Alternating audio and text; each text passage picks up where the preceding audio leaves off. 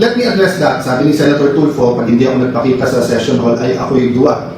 Ang kaduwagan po ay nag-uugat yan sa ano ba ang purpose at trabaho mo. Diba? So for example, kung ang trabaho mo ay magtanim, pero bumabagyo, grabe po yung kidlat, hintayin mo kung mawala kidlat. Kasi it's not a matter of tapang, magtatanim ka nga, tamaan ka naman ng kidlat, di ba? So, ganun din sa sundalo. Hindi natin isusubo ang sundalo natin sa mga bagay na suicide ang mission. Pero ipagtanggol ang bansa at mamatay para sa bansa. Hindi lang sundalo, dapat pati tayong mga senador. So, yung hamon mo, magpakita ako kung hindi iduwag. Para ko rin sinabi, halimbawa, Senator, ikaw, maging independent ka, kung hindi, duwag ka. You know, this is not a radio or TV program, this is not entertainment.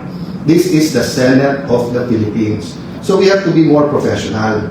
Kung hindi ka lang Tulfo, at kung hindi lang Tulfo si kapatid mong si Erwin, at sinumbong ko na kayo kay Tulfo, di ba? Pero ang reality is, because nandiyan kayo, because you have a strong voice, use it for the good of the country. There are also issues facing you.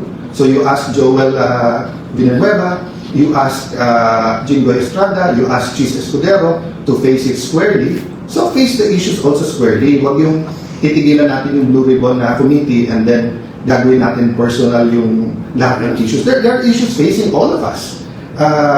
Pati ba naman, Senator Tulfo, lahat na ng pinapay, binintang nyo sa amin. Nung panahon ni President Duterte, kamping-kampi kayo sa drug war. Ngayon naman, balita. Tapos lahat ng pinatay, sinisinyo. So, pati ba naman internet at saka aircon, sa akin pa rin sinisip. O baka murder pa yung kaso na yan, ha? Murder kasi pinatay ang wifi at yung kuryente. Nakita ko na po ang report, yung po palang master, yung pong centralized aircon, yung master switch or yung sa kuryente, nasa GSIS yon at may nag-trip ng wire. Kaya around 6 o'clock, nagkaroon talaga ng problema sa aircon. So, hindi po namin gagawin sa inyo.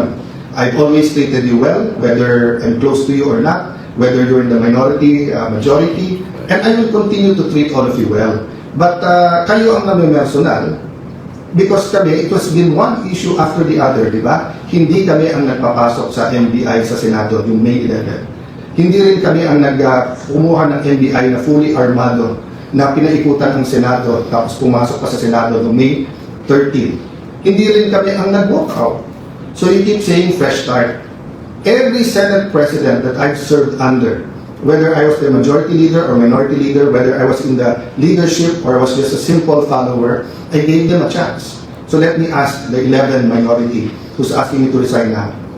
Well, kahit na isang oras, binigyan niyo ba ako ng chance? So let me go to the bigger issue ngayon.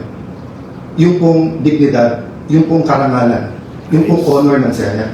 Simple matters. Nabanggit ko na po ito before. Why do we get angry pag binastos ang ating flag?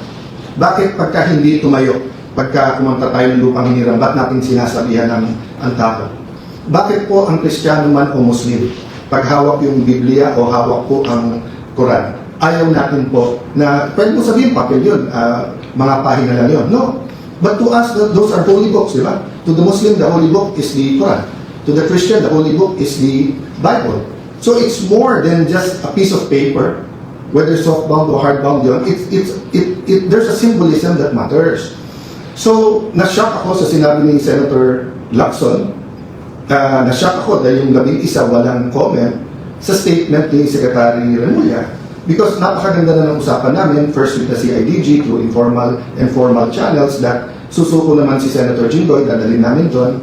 And then afterwards sa labas, then yung dumating si Secretary Remulla, ang sabi niya, sige, kasi nga yung pamilya medyo they need to huddle kasi nga medyo emotional na. Pero pagdating sa hallway, nagbago. Diba? At sinabi ko nga, doon sa hindi nakakaalam dahil doon sa mga bata pa, masalimuot pero malalim ang history ng Senate ng Philippines. All parliaments, for that matter, parliaments in the past have been attacked by kings and queens, by president, prime ministers, by dictator, by tyrants, but even by the most democratic leaders. That's why may mga privileges. So in the case of former Senate President Juan Ponce Enrile, dalawa lang ang posisyon noon, panahon ni President Cory. And everyone knows, at pasensya na po sa pamilya ni Senate President Salonga at President Cory, in our conversation, minsan nasabi ko, panahon ni Cory, panahon ni Salonga, I meant to say yung buong pangalan, but it was, a fast and a biglang turn. Kasi ibang-iba yung pag-usapan namin ni Secretary Remulla, who's a friend. That's why we try to keep it civil. But nung sinabi niyang doon mismo sa hallway i-arresto, it's not about Alan. It's not about Jinggoy. It's not about what they can do. Na-shock din ako nung sinabi niyang, you lost that right when may nag-escape. Okay, first of all, it's not Alan's right or the Senate President's right. It is the right of the Senate of the Philippines.